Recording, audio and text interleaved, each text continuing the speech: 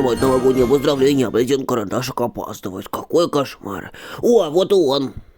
Извините за опоздание, я уже здесь, Тедди.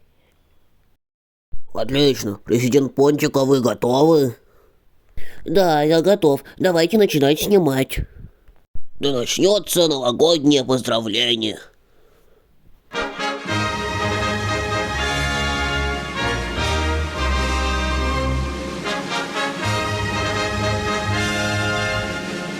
Кто сюда поставил этот флаг? У нас же другой.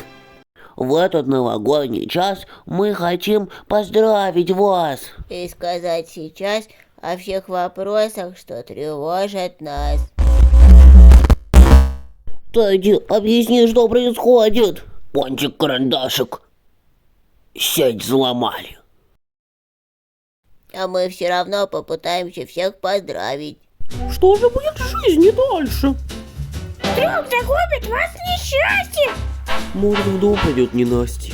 Есть у нас ответ для счастья.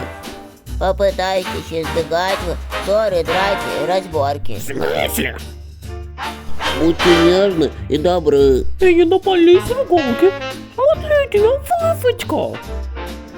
Ты дебил.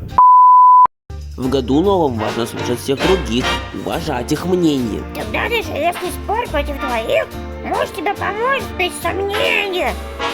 Да, Илья? Конечно, мило. Тебе есть за что еще пожить. Вся семья вокруг, родимый дом. Всем ведь можно собираться и дружить. Есть родные, что окружат вас кругом.